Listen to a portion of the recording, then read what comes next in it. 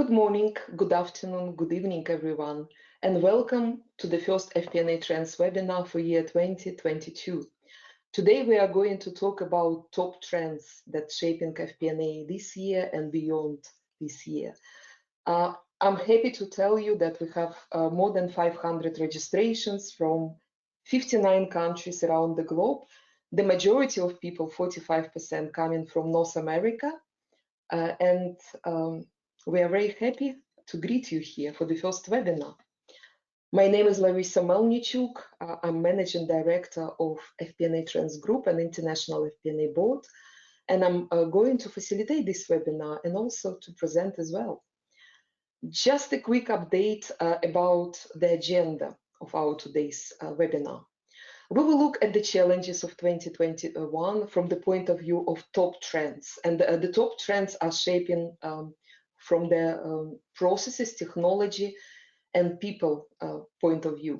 We will look at conclusions and recommendations. Q&A session will be at the end, and you're welcome to send questions as soon as you have those. And now this is the timing to introduce to you our international panel of experts.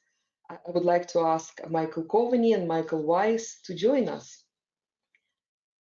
Hello, everyone. Let's start from Michael Coveney. Michael Coveney, many of you know Michael. He presented at a number of webinars. He's analytics thought leader, author of many books, head of research at FP&A Trends Group. He's based in London and he has a lot of experience in the area of technology, in particular corporate performance management, FP&A. He's a gifted conference speaker and author.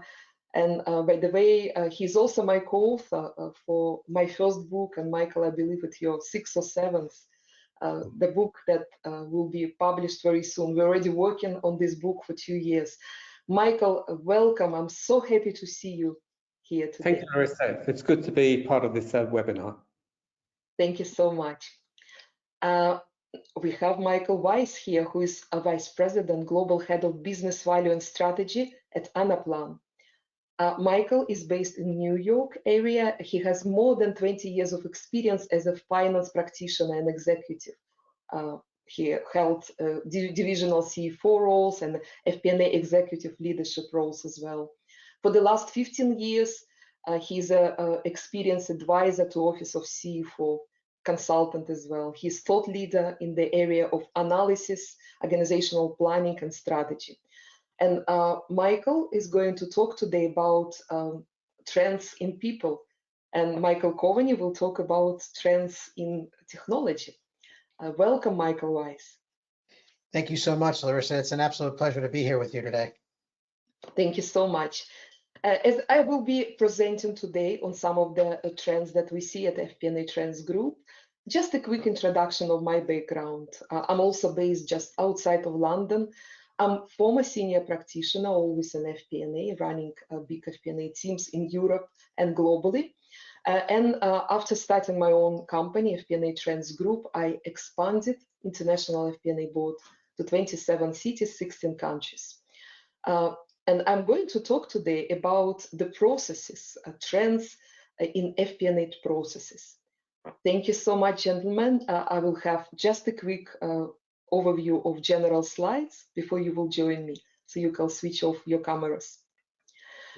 Just some general slides, a few words about FP&A Trends Group. As I already mentioned, so many chapters in 16 countries. We will restart our face-to-face meetings, hopefully in May and June. And I hope to see many of you at these face-to-face meetings. This is about the webinar today. So 1 hour. Your participation is welcome. We will have 2 polling questions. It's very easy for you to vote. Please participate. Interactive Q&A session will be at the end. Please start to ask questions via chat box. Again, very easy to do with this technology. A presentation is already available in handouts, and you will receive the recording within 2 days, and presentation as well. When we finish, please stay and fill the survey in order for us to know how we can improve our sessions. We are really grateful to our technology sponsor today, Anaplan, one of the leading providers of modern FP&A technology. Thank you so much, Anaplan, for sponsoring this event. I will start my presentation just with this very quick overview. This is how we structured our webinar today. You all know that there are so many different trends, but we will concentrate on top 7. And we will look at those trends from the point of view of process, technology, and people. I will start with top 2 trends in the processes. Let me do this. I like this opening quote because it's a great opener to the whole session today. It's from Gary Hamel, who is professor and business thinker. The problem with the future is that it's different. And if you're unable to think differently, the future will always arrive as a surprise. I think it's a great reminder what happened to us in February, March 2020, when we had surprise with so many unrealistic budgets and forecasts and so on so far. Once again, I really love to describe our incredible environment with this picture, with this graph. It's adapted from Uncertainty Cone by Paul Schumacher. And it shows that actually traditional management accounting methods, they work only within this predictability span. And we're looking into the future, and it's all about multiple futures. It's all about changing drivers. It's all about events that cannot be predicted. That is why we are talking not about scenario planning. We are talking about scenario management. So for us, in order to manage this uncertainty, we are talking about managing scenarios. So, and scenarios, they should be quick, they should be multidimensional. It's the constant screening of threats and opportunities and a lot of things that should be established in the company in order to have this framework. And we always call this your decision-making machine, your decision-making support. This is the ultimate goal, what modern FP&A should be able to achieve. And then we wouldn't have time to go to many case studies on scenario management, scenario planning, how leading companies doing this. Just a few quotes, just a few reminders for you. You know, Mike Hartwait, corporate FD at Walmart, he presented at a number of the webinars. So he says that scenarios act as a flashlight in the dark. So this is the way for us to manage uncertainty. And of course, it's a well-known quote from a CFO of Coca-Cola that I think of it more of scenario management. Scenario planning is not here. But this is the research from many of our webinars, and more than 1,000 people participated in this. So what we find out that only 18% of people are able to conduct scenario management, scenario planning in less than 1 day. But sometimes even 1 day, it's too long. You know, in reality, it should be practically in real time. But 75% of you found that whole scenario management process is very, very time consuming. Let me go to the next quote, because we are moving to the next trend. And actually what I want to say that all of those trends that we will reveal for you today, they're almost those steps that should be undertaken, or those areas of FP&A that should be taken into consideration in order for you to have this decision-making machine, scenario management. So the next quote, it's from Michael Hammer, US economist. The secret of success is not to predict the future, but to create an organization that can prosper in this unpredictable future. So in order for us to manage the environment, to manage planning with scenario management, we obviously have to have this organization. And this is something that we call extended planning and analysis. Gartner called this FP&A in year 2020. To be honest, the way how we defined it, it's so many different definitions at the marketplace. Let me share with us the way how we define extended planning and analysis at International FP&A Board. So it's all about integration. It's all about connecting and harmonization of 3 main planning processes: strategic plan, financial plan, and operational. It's about a connection that is horizontal and vertical. And also for us, FP&A, it's not only a planning that goes outside of finance, so it's losing this F letter, but it's that one which is the result of analytic transformation, the one that takes into consideration the power of FP&A business partnering. And of course, it's about the power of this modern multi-skilled FP&A as well. So those key requirements for FP&A. But now it's the timing for the panelists to join me here. And very quickly, I would like to ask you questions. Michael Coveney, the first is you. What is your view on how can organizations implement the extended planning and analysis process? What are the practical steps from your point of view? Thanks, Larissa. Yes, I think the very first thing is that organizations, and I think many of them are there now, they've got to recognize that traditional planning, strategic planning, followed by a financial plan, and then operations are doing their own operational plans. The traditional approach doesn't really work anymore, mainly because those processes have fixed amounts of time. Typically strategic plans 5 years ahead, the financial plan 1 year ahead, and of course the problem is most of us can't predict that far into the future. So I think the first thing is to recognize that no longer works, but what do you replace it with?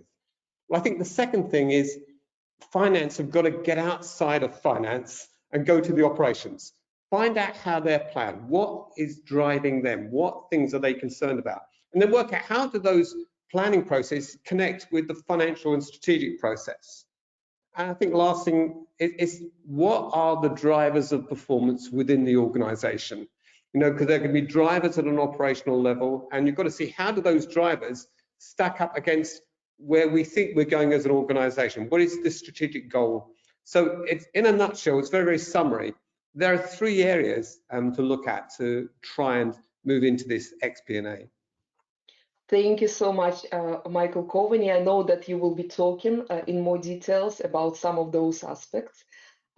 Michael Weiss, what would be your answer to this question? What are the practical steps for implementing of FP&A? Yeah, Larissa, thanks. I'm going to build a little bit on what Michael's answer was. So first and foremost, surveying the voice of the customer. And I think finance and FP&A organizations need to identify all the stakeholder needs and not just your traditional financial planning beneficiaries of the past. So a migration of moving a little bit out of the comfort zone is probably, the first thing that they need to identify and make sure that they're now servicing the greater organization. I would say the next major step in my mind is to perform a current state analysis of their planning activities and identifying the gaps in execution that they have with the process right now, and also take a good hard look at what the potential points of connectivity are, because now with this new, obviously, term of extended planning analysis, you can't have the extension without the connectivity. So you need to leverage what best practices you currently have now and make sure you set up for success for those connection points that you plan to make in the future. Thank you so much, Michael Weiss. Great points. And now we looked, while we looked at this scenario management and extended planning and analysis trends in FP&A processes, it's a good timing now to start look at the technology. So Michael Coveney, your presentation is exactly about this. So the floor is yours. Thank you, Larissa. Yes, I think the first thing to say is that technology is always developing. There's always going to be something new that's coming out. And when we look at the various surveys that we carry out in our conversations with people, we've noticed there are 3 technology trends that are really shaping FP&A for this coming year. The first one that we're going to look at is actually in the area of predictive and prescriptive analytics. Now, we've always been able to analyze data. And I got involved in the whole area back in the 1970s. So it's a long time ago. So we've always been able to analyze data. But what's different is there's so much data available today, so much data, that it's traditional methods of analysis no longer work. And so one of the trends we're seeing is that organizations are starting to move towards artificial intelligence, and in particular with machine learning. Now, these are buzzwords that you've probably heard, but let's just look a bit deeper of what it is. From an FP&A point of view, there are two categories of machine learning that are of interest.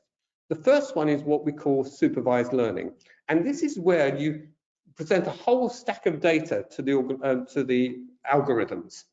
And this data, you say to the algorithms, we think that, for example, sales is connected with price, is connected with market size, and so on. So you present this data, and the algorithms are able to work through this and work out what the relationships are, things like trends and what the correlations are and so on, and then able to predict that. So these algorithms work from training data, and then they can make predictions about the future. The second set of algorithms are what we call unsupervised learning. And this is where we present data to the algorithms, but we actually don't know what's related. And so the system is then able to say, well, did you know?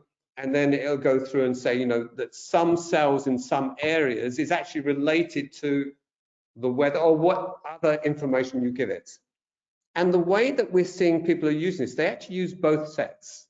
So, for example, an organization will start off by looking at their cells and finding what are the correlations, but then they'll present a whole load of other data. And it actually helps to then uncover what we call hidden drivers of performance. Now, if we look at our last survey, about 10% of organizations that we interviewed were starting to use these algorithms. However, what's interesting is that nearly 60% said they were going to start using it in the next 1 or 2 years. So it's a huge trend. And what's driving this is actually the success that these early adopters are having in terms of the time it takes to actually produce these predictions and the accuracy of these predictions. And so we see it's a huge trend. It's something that organizations got to look out for, which really brings me to my next technology trend, and that's in the area of driver-based budgeting. Now, most organizations we interview say they have driver-based budgeting models. In other words, what happens is we put a few numbers in, and from that information, it's able to generate a P&L, a cash flow, and a balance sheet, because they've actually set up rules that link, for example, sales with costs and so on. But in our experience, that isn't driver-based budgeting. That's just automating how a budget's generated. What we're finding is that organizations have started to use things like machine learning to work out what are the drivers of performance.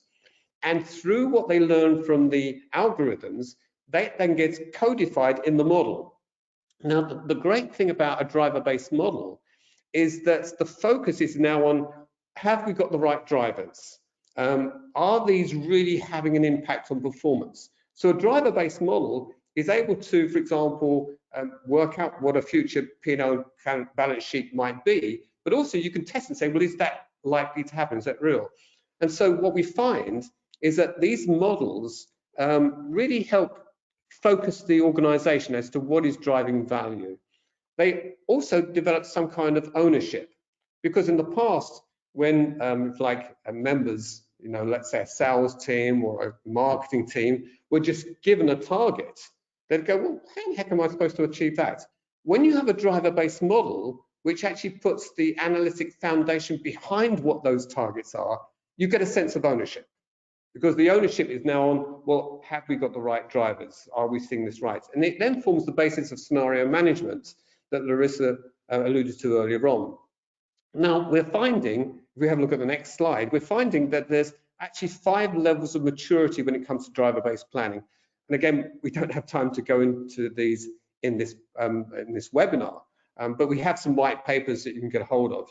But on the left-hand side is where most people are. In other words, they have a driver-based model which is based on relationships, you know, which they've uncovered, and it's a simple model.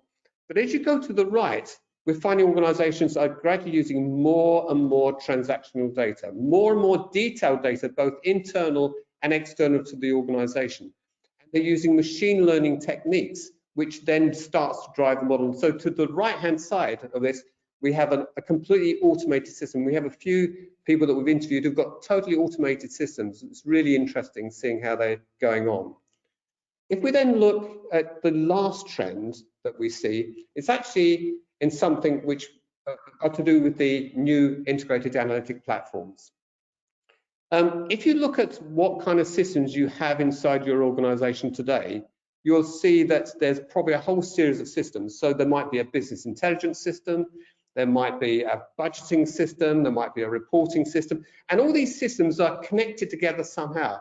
And the problem is that they all use different, if you like, models, and they've got different structures, data is duplicated, and it's something that Victor Barnes, who's the global CFO of McDonald's, he categorized this as the messy middle. We have all these systems that are connected together. But what we're seeing is that there's a real adoption now on these new analytic platforms. And in the next slide, the way I like to describe what these analytic platforms are and how they differ is that they're really the Lego of the analytic world. In other words, they're a platform that has all the building blocks necessary to build completely integrated planning models. So for example, you could build an operational planning model, which is connected to a forecasting model, which is connected to the financial planning and budgeting model, which is connected to the strategic model. And so for the first time, you can actually have this completely integrated suite of models that are acting as though they were one model. And we're finding organizations who've adopted this are seeing tremendous improvements in the time that they're able to spend, for example, on the high value activities of working out, well, what things should we be doing? And so again, we see this as a big movement and a big trend, and we believe that certainly over the next few years, we're going to see more and more of this as people get rid of this messy middle and start to focus on FP&A. In other words, having all these models connected so they operate as one. Which really brings me to my summary, and the summary is this. Though I've outlined these technology trends, I want to say that technology is only an enabler. You can have the best technology in the world, but unless it's actually supporting the right processes, unless you've got the right skilled people to make sure you're planning the right things, it's just a waste of time. Because what's the point of having a bad and broken planning process that's just operated on quickly now? That doesn't make sense. So technology trends, they're great, but they're not the whole answer. Instead, it requires people to look at their organizational processes as well as the skills required, and that's be something that'll be in the next presentation. But that really ends my presentation, but let's see what's going on inside your world. Thank you so much, Michael. Fantastic presentation. And this is the time actually to ask our participants to share to answer the polling question. So I'm launching the polling question, and it relates to Michael's presentation. How would you describe your company's approach to the use of technology within FP&A? Please, can you select one of the following options, which is the best description for you? Please, can you start vote as soon as you realized which one is the best description? The options are the following. We implement modern technology wherever possible. We are aware of new technology and implement it on occasion. We are happy with our current technology and don't need any new. We are not looking for new technology, but listen to advice. We are unlikely to implement new technology. So those are 5 options. Please, can you continue to vote? I can see that more than half of you already voted. Just a few seconds. Please choose one of those. What is the best description of your technology? I'm closing the poll and I'm sharing the results with everyone. And I would like to ask Michael Coveney to comment on this. But just a quick summary that we're aware of new technology and implement it on occasion. 50% of people, yeah.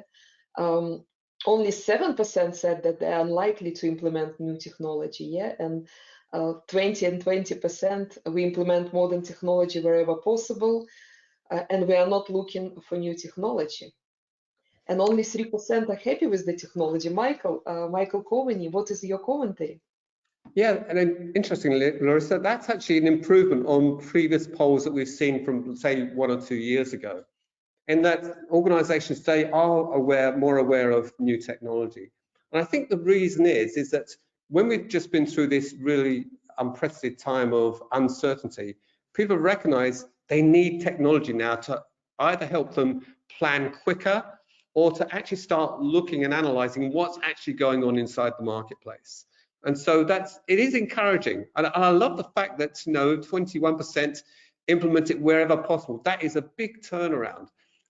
I think sometimes the question we'd want to ask is, do you think we should be implementing technology wherever possible? Because I think we see a very high percentage, but I think that's quite encouraging, Larissa. Fantastic. So we definitely see some positive trends here. Let me hide the results and let us reveal all of those 5 trends as of now. Yeah, and I would like to ask Michael Weiss to join as well. So we just discussed the process trends and 3 technology trends. And I would like to ask both of you, how can organizations prepare themselves or at least make the case for investment within FP&A? Michael Coveney, what would be your answer to this?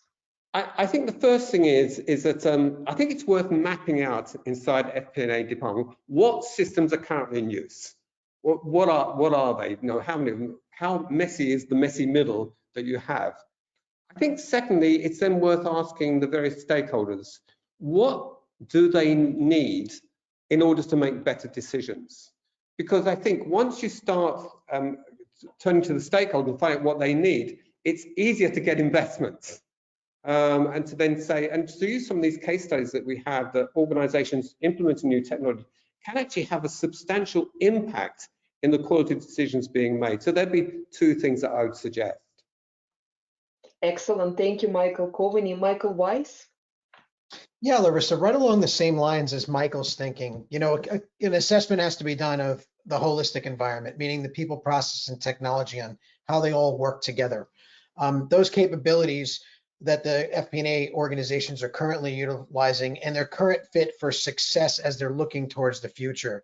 We alluded to it already in the presentation in multiple formats from a process and a technology standpoint, that our same old thought processes of the past are not going to match up against what the changing needs are for us to move forward. And obviously the technologies fall right in line with that same, kind of concept. And the FP&A team needs to clearly communicate the change management to those constituents that would be making these decisions for investment with them on what benefits it's going to result from this change. Obviously, everyone would like, the world of investment in order to upskill and uplevel their organizations, but it has to be what's right for the organization. And then interestingly, maybe coming back to that poll too, is the critical success of actually executing the implementation of these technologies is important as well too, what the success factors might be, because some of the technologies may be quite extensive and some may be very easy to implement and provide a big yield to their business as well too. Fantastic. Thank you so much, Michael Weiss. From my point, I would like to share the experience from our meetings. Actually, one of the ways to influence decision makers to invest in technology, it could be the way to look at the maturity model, as Michael already mentioned. Yeah, and at FP&A Trends Group, at the FP&A board, we developed this maturity model. So where you are comparing to leading organizations. But other examples that I saw here in Europe, but also in the US, when FP&A leaders started to make quick improvements, even such improvement as driver-based model that is implemented from the first level of system, it makes such a big difference. And when management see it, actually the big project starting. The example is from Deutsche Bahn, one of the biggest train companies in Germany. So the FP&A director started exactly like this. So she started from driver-based decision-making. And at the moment, she's leading big project and she's a member of our committee to see how she does it. Thank you so much. We looked at processes and technology. So let us look at people's side, people and culture. And Michael Weiss, the floor is yours. Trends in people, you're welcome. Yeah, thank you so much, Larissa. As we kind of start to roll through the presentation, what I'm going to cover today are the 2 last trends that are in the people category, but everyone should be aware that they combine up all of the aspects of people, process, and technology. And the first is FP&A, or the FP&A organization as a strategic advisor, and then multifunctional team roles. So, as we start to look at the graphic imagery that we'll put up here, keep everyone in mind that when we talk about skills development, this isn't a linear progression that I'm talking about as traditionally maybe thought of in the FP&A individual's career path. This is more so of the skills development that may take a little bit more time to implement, time to hone, time to execute, and then what type of organizational impact it would have across the whole company. And keep in mind, I believe that we all need to keep the thought process of, look, FP&A organizations have done a great job over many of the years being the stewards of the financial plan, but now they actually have to roll into becoming the champions of the business plan or run the potential of being yielded irrelevant inside their organizations when it comes to the bigger picture of the actual business. And that means not only providing support to get the right financial answers, but providing support as a service to the rest of the entire organization on their operating model.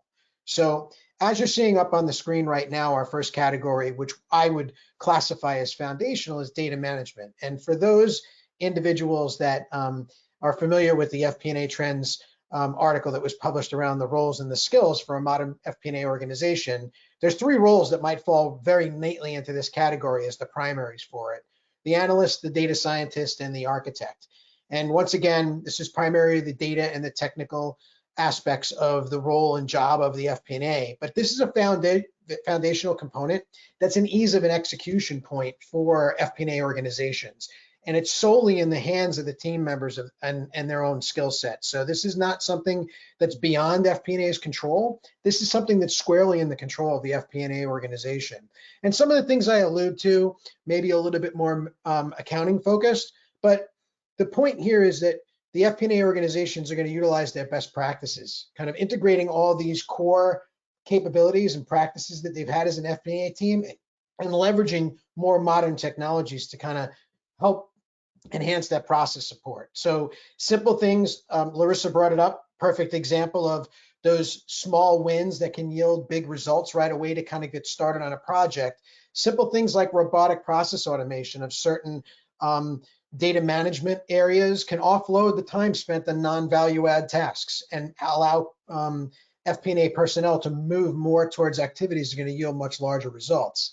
Kind of like certain advanced analytic techniques that can provide better insight into the business. So one must think exactly what the capabilities currently are and then kind of move towards there. And just remember that it's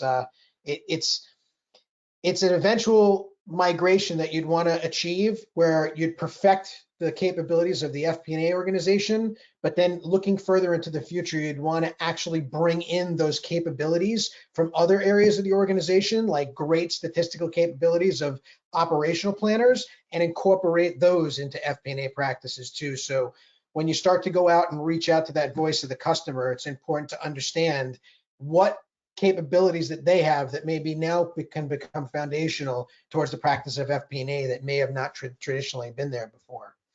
So as we roll on here and go into that next level category, I would view this as kind of the intermediate category. And really this centers around business partnership. And harking back to the article of the skills, I think if you're familiar with that article, or if you're not, I would suggest, giving it a quick read. The connector and the interpreter would be the 2 type of personas that might fit nicely into this intermediate category. This is mainly process driven, and we alluded to some of it before, right? XP&A is kind of one of the core tenets that helps be the catalyst for this, and then would both extend, no pun intended, left in this diagram to the data management areas, but then right eventually to the advanced area that I'll get to eventually here. But it is expansion of the FP&A view of the world compared to what it's traditionally been. But we can leverage existing characteristics that we have. FP&A personnel usually, if trained in the appropriate ways, even in the past, have great project management skills. All right. But now that those project management skills have to shift towards running the business and not just running the financial plan. And they've always been good, clear communicators, being able to translate information up the ranks and simplify maybe complex situations for certain, senior members of the teams or people outside of finance or even in finance to simplify answers so that they're easily consumable. So all those skills can be really used. One of the things I think from one of the trend surveys that Larissa has conducted with the organization is that only 37% of the organizations had stated they operate in this kind of business partnering model, area. And then 46% of that they plan to implement that structure in the near future. this intermediary thing is a building block towards getting towards that strategic advisor. And I think one of the things that needs to be given consideration is, it's not good enough to think about it anymore. There needs to be action plans in place to actually have a plan of action to get and to drive towards that. But I've mentioned and alluded to it before, FP&A teams are already equipped with all the tools to make it happen. It's just a matter of coming up with a plan of action by which to execute on it. So we alluded to some of it before. Larissa brought up scenario management. There's analytical data techniques that Michael alluded to. There's cross-functional awareness. We have processes already set up that maybe just need to be modified. These are all great things that's a building block foundation for us moving to the future that we already have in place. And, this is a movement towards being a steward of the whole entire company, which is a void that needs to be filled. It's not being filled potentially by some organizations if they're not at this business partnership level. So, think of it as master of the business planning and analysis and understanding your customers' needs, and not just, be a fiduciary managerial accountant anymore for that matter. Now, let's transition on to that advanced area, because now this is all the foundational building blocks that kind of all come together. Now, I know, the topic, the trend is strategic, advisor, and that is clearly aligned with the storytelling and the strategist capabilities of the skills development, the FP&A professionals. But it all doesn't happen unless the foundational and the intermediate are in place as well too. If you look back to that trends article on the roles and the skills, of course, the obvious one here is the storyteller, but the influencer is the other one that might fall nicely into this category as well too. And that's where the strategist really comes into place, is being able to help drive the business forward. Being a storyteller of the business, once again, leveraging the skills, you have to speak the many languages of the business and connect the disparate groups and, the methods that are not just merely data and systems now, but the actual operating plan of the company. So the key thing here is the planning of the business, the influencing of the decision making, and also articulating the financial impacts of that, right? That's the ground where we came from. That's our home base, but that we're not going to walk away from that. It just becomes now a component of a much larger and greater picture that we can support the organization by. Now, I'm going to allude back a little bit more towards process. I know my section is people, but I want to talk a little bit about that FP&A, because I think this is a good grounding foundation, both left and right in the diagram that you see now, right? We already talked about how it leverages existing FP&A capabilities, but it helps connect the organization. And one of the things that, that Michael kind of leveraged in his presentation was these technical abilities here that are yielding the desires of the organization: real-time results, scenario management, being able to make decisions in real time with the information available on hand. Look, it's not the desire of the FP&A organization alone. This is what a lot of the business partners are coming to FP&A and saying what they demand. They want to sit in a board meeting and potentially make decisions right there live on the fly. That's a tough thing to do in the old world we've come from. The technology does become the enabler by which to build these foundational building blocks into our processes, and then eventually for us to operate as advisors and strategists towards the organization for it. Last but not least, as far as the multifunctional team roles, it's same thing. All these things, components need to take place together. It's not, you don't progress on these in your career anymore. Every FP&A person, no matter what rank or level they have, how much wide scope they have, has to continuously work on building on each one of these skills and providing support to the organization. Look, it's this trend surveys before have listed statistics that are, not alarming, but, make you aware of the state of what we're currently in. 12.5% of FP&A organizations they spent, greater than 40% of their time and value add activities. That's right, not necessarily where we want to be from a component standpoint, as far as what we do and what we can provide to the organizations. So, we want to make sure when we're designing the change management here, we're not getting stuck in that foundational category, and we're not mastering and being labored by technology, but we want to use it as a catalyst to develop those partnerships and provide guidance on how to run the business to the organization. Larissa, I think this would be a great time to get the view of our participants here as, how we can transition to that poll question to get their view as to where they feel that they might sit within these realms. Michael, thank you so much for fantastic presentation. It's a great maturity curve for people to use. Let us go to the polling question, and we would like to hear where you are at this maturity curve right now. I'm launching this poll, and please start to vote as soon as you understand what is the best description for you. The question is, where do you think your company fall in the FP&A skills maturity curve? Are you at foundational level, at this data management level, or are you an intermediate level, business partnership, advanced level, storytelling, or you are not sure where you are? So please continue to vote. More than 50% of you voted, over 60%, just a few seconds. And I'm closing the poll, and I'm sharing results with everyone. Interesting results. We can see that 30% are at foundational level, 41% at intermediate, and advanced 17%, not sure 12%. Michael Weiss, your commentary, please. Yeah, absolutely, Larissa. Not surprising, kind of the results I was hoping that were out there. It would be obviously nice if we had a little bit more in that intermediate business partnership level, because I think a lot of the research and the information from the past, even when we were solely just a financial planning organization, the desire was to get to that business partnership level anyway, but just be the translator into finance rather than the collaborator with the business. So it also depends on how people interpret this. But like I said, this is not necessarily a linear progression. We have to develop all these skills too, right? Because if you feel that you're in the foundational level, those are absolute building blocks that are absolutely necessary to execute on the two other levels. So the three levels work in concert with each other.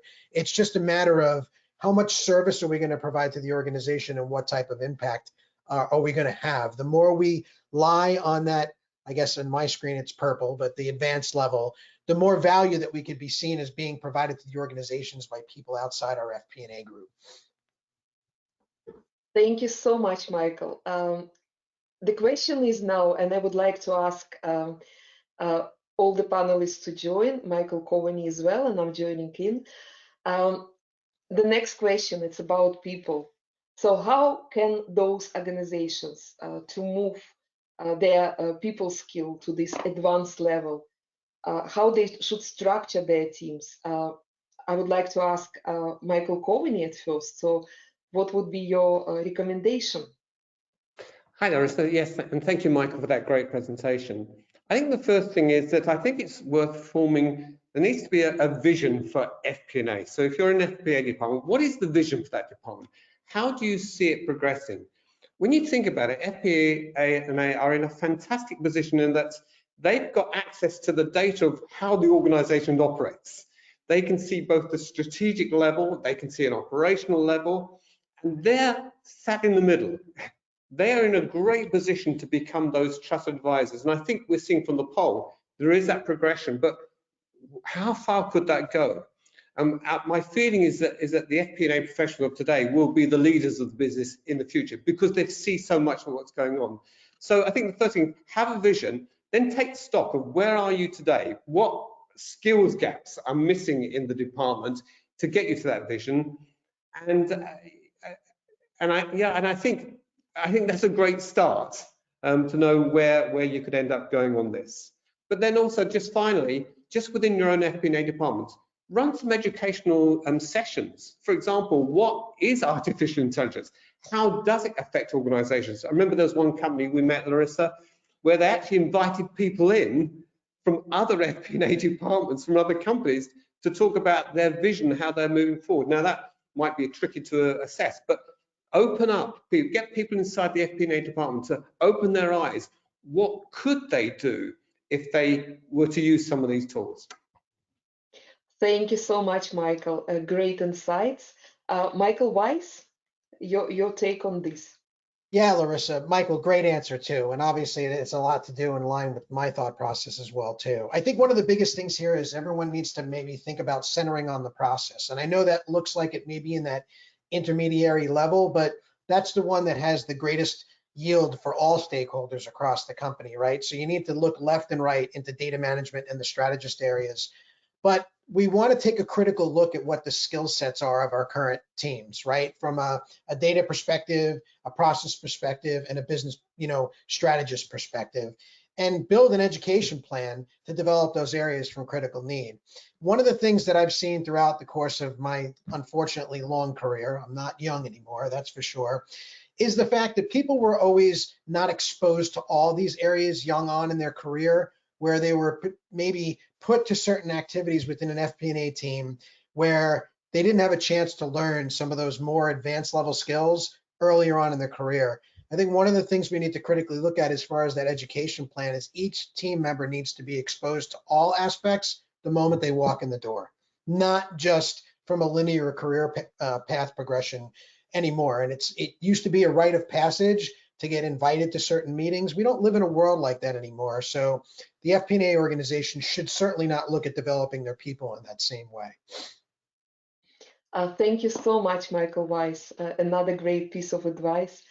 From my point of view, from my experience, I would say that traditionally in management accounting, we're all good analysts. This is what our traditional finance education gives us. And then I remember me as a global FP&A director when I was looking for people here in the UK, where we have the biggest audience of qualified accountants in the world per capita, yeah?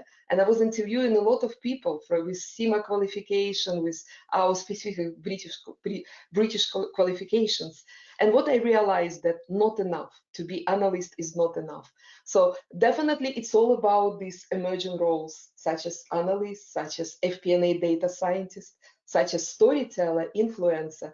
And for those organizations to remember that it's practically impossible to find one person who attracts all of those skills. It's just not possible, but it's about team building, making sure that you have all of those roles in your team. And some people can play 2 roles, some people can play 3 roles. Even a 2 people team could be really quite effective and efficient. So this is just my experience. I think this is a very good timing now to go to key takeaways before we go to Q&A session. I would like to remind everyone that it's easy to send us your questions. Q&A session starts in a moment. Please send this via chat box. Even if we are not able to answer all of your questions, we will do this after the meeting in writing. So now about key takeaways. We were talking about these top 7 trends from the point of view of process, technology, people. Michael Coveney, your top key takeaways for people to remember, please. Okay, my top takeaway, I guess because I'm a technologist at heart, is I see so many people think that technology is the answer. It's the silver bullet, and it really isn't. Yes, technology is great, but you've got to fix the processes first of all. You've got to have the right talents. You've got to be analyzing the right things. So it's a holistic approach. Don't just look to technology to solving the problem. It's about looking at the processes, making sure we've got the right skills who can then deliver that. And the technology is part of it, but not the only part. It's a great takeaway to remember about the process. Michael Weiss, your key takeaways, please. Yeah, Larissa, and Michael, hopefully it's okay for me to be a technologist stuck in a planning person's or planning professional's body, if that's okay too. But, I want to state the obvious here. Look, the movement in transition from managerial accounting to what would be a multidisciplinary FP&A function is not something that's going to happen overnight. It's a journey, and we need to be reticent of that. And it's also, this is needs to incorporate also the voice of the customer. All right. A lot of the times from where we've gone from an FP&A discipline, we've always been concerned with what's the best way we could do our business. We can execute the financial plan. We can really spend most of the time performing the activities and communicating with our like-minded people. But I think one of the things that needs to take the transition now is we have to go out of our comfort zone and truly flip that around and really work towards the voice of the business and not only administer the financial plan, but all the components of people, process, technology need to be yielded to be considered during this transition towards movement into the business as the glue that holds everything together. Wonderful reminder. Thank you, Michael. From my side, as my key takeaway, I would like to remind everyone that if only one thing you would like to check in your FP&A department in this incredible world, how mature you are, you just run your scenario and see how quick it is and how easy it is. Because in reality, all of those trends that we discussed today, the main ultimate goal of FP&A to be an organization that manage scenarios at different levels of organization, easily, multidimensionally, collaboratively, analytically. So it would be my key takeaway. Now this is the time for Q&A. I can see that a lot of questions going our way. Just before we start, one person asked us to remind the definition of XP&A, Extended Planning and Analysis. The simple definition, as we said at the beginning of this meeting, this is when FP&A is not finance anymore. We are losing this F letter. It's going to the whole organization, and it's going with analytics, it's going with collaboration with the process and technology, everything what we discussed here. So Q&A session right now. Let me start from the first one. Michael Coveney, the question is for you. In your presentation, you mentioned that finance now can identify key hidden drivers with help of AI ML. Please, can you give some examples and can you explain this particular point, please? You're welcome, Mike. Okay, thanks. What I find is that often within FP&A, you've got some people who've actually started to look at what machine learning and artificial intelligence is. One of the fortunate things is that a lot of the complexities of using that technology are now hidden. For example, some of the analytic platforms come with these capabilities already embedded in. So most organizations I've spoken to start off typically with a sales problem. Now, how can we check that the sales forecast is realistic? And so very simply, they will put something like 2 years worth of data in as much detail as they can on sales, into a model, into one of these algorithms. Now, some organizations have typically gone outside to get some help to do this. They'll perhaps get a consultant in. But also some people in FP&A have actually trained people. They've actually done some external courses. And I've actually done a course myself online on how to use some of these technologies. So the starting place is to recognize there's something that can help. There are some case studies, but start off with something simple. Start with, let's say, a sales problem. Making sure you've got the right data in there. And again, Larissa and I, we belong to a group and we've done a number of white papers on the use of artificial intelligence. So I'm sure we can supply that if you're interested. And there it's got a number of case studies. So that's how you start. There might be somebody inside your FP&A department who's already started to look into that. Try and identify that person. And the fortunate thing is you don't necessarily have to be a data scientist to begin with. Now, once you start going deeper into artificial intelligence, then you will start needing expertise. But to begin with, you can start quite simply. Excellent. Thank you so much, Michael Coveney. Michael Weiss, so many questions. I'm just choosing those, and all are quite interesting. One of those is, what is your advice on breaking down data silos of leadership and leadership silos as well? And also dealing with the fact that the data quality is really bad. So what would be your advice to move quickly in this case? Yeah, Larissa, it's a great question. I'll address the data quality aspects at first, right? So if people are using disparate data sets, we all know those problems that we've had in the past before, where everyone walks into a meeting and someone says, let's just use an example, the revenues were, or our sales figures were, and everyone comes up with 3 or 4 different answers. Look, Michael brought it up before, technology is the enabler, right? So common data management techniques, a technology platform that allows communication seamlessly between groups, not using separate data sets, et cetera. Those are all the core tenets of what we've tried to do with our technology as an FP&A organization throughout all these years already. It's no different here. The second part of that question is a little bit more tricky, and I didn't allude to it in my presentation, but I probably want to part it as part of the answer now. I think we alluded to it just now about financial analysts, data analytics, data scientists. Look, that type of skill set is now broadened across all areas of an organization. It may have only existed in certain pockets. Demand planners in a supply chain organization, financial analysts, other people that did the statistical analysis on the business previously. Pretty much that's being proliferated in almost every position across the organization. I think we need to also look at the changing hiring profile of the type of person that will be an FP&A professional as we move forward. And those that have a high emotional quotient or EQ capabilities when dealing with other people inside the organization. And then those that can see the bigger picture and help translate and understand the business model and understand all the details, not a master of everything, but certainly a very good proficient tactician at many of the disciplines beyond just finance themselves or FP&A themselves. So I think those are kind of important aspects. And I'd love to, give a much lengthier answer, but I know that we don't have time today for that. Thank you, Michael. Great answer. There is one question to me, and it's about what are the emerging FP&A roles that we should be taking into consideration. It's a great question because we just finalized our research on FP&A skills and capabilities.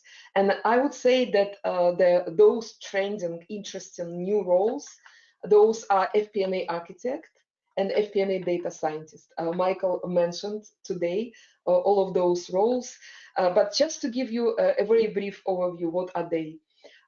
So FP&A data scientist, it's not exactly a data scientist by background. It's not a data scientist by education, but this is the person from this background that understands both worlds, and he can create the bridges. He can create the process that will work, you see, because at the moment, the problem we have that data scientists don't understand finance, finance doesn't understand data science.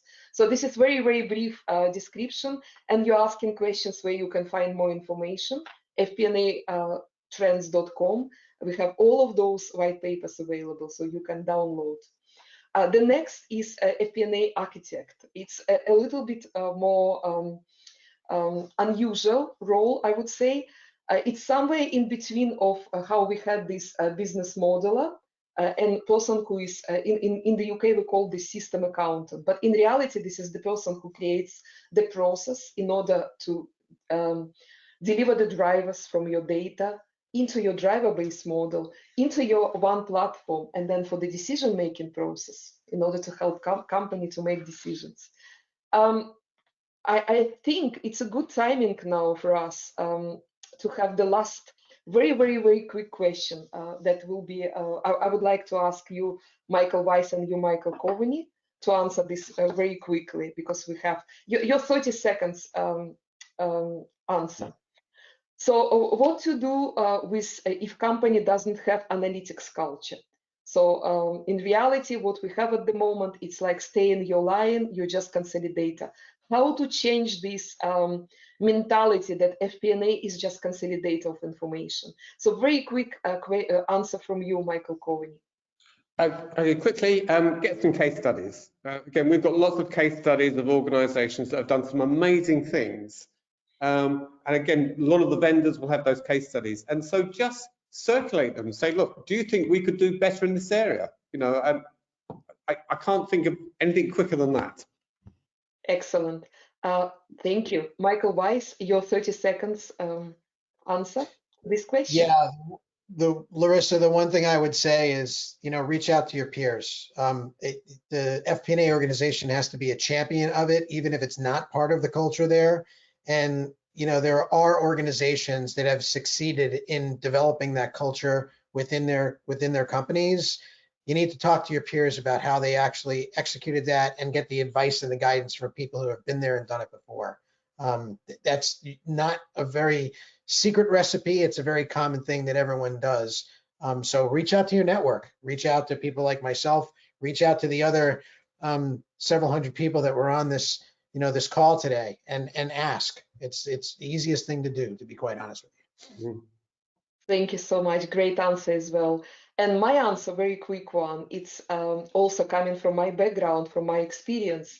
So if it's happening in your company, and believe me, I've been to companies like that, and sometimes I delivered the messages that, for example, salespeople didn't like to hear. Yeah. So what I want to say, be strong and go outside of your normal routine and share this really influential analytics that you can provide for the company, and try to share this to the decision makers, and it makes a difference. Thank you so much, everyone. I will conclude this Q&A session with this, but we have a lot of questions, and I would like to promise everyone that we will distribute the questions between 3 of us, and we will get back to you by email within 1 week or so.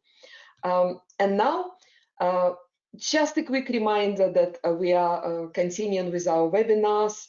We started year 2022. If you would like to hear more about this research I mentioned to you, top 5 lessons learned, reinventing FP&A after COVID, you can join us on the February 22nd. The registration link is exactly at these slides. And also about data visualization, how to create powerful dashboards. It will be in February 24th. Again, the registration link is here. And before we conclude our today's meeting, I really would like to say thank you so much to our sponsor, Anaplan, company that transforms your plans and help you to run the business with analytical insights. Thank you so much, Anaplan, for being our sponsors for today. I would like to say thank you so much to all our participants from around the globe.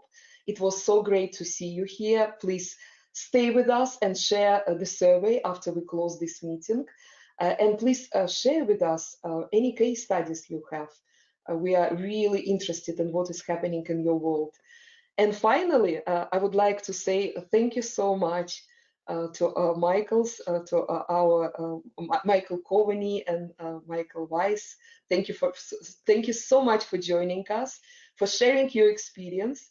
I so hope that with coming ease of everything what is happening in the world, we will have opportunities to meet in person. And I'm planning my trip to New York somewhere in May. So hopefully see you there. And Michael, meet you in London very soon.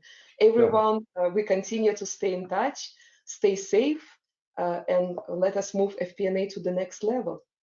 Thank you, everyone. All the best. Bye-bye. Bye now.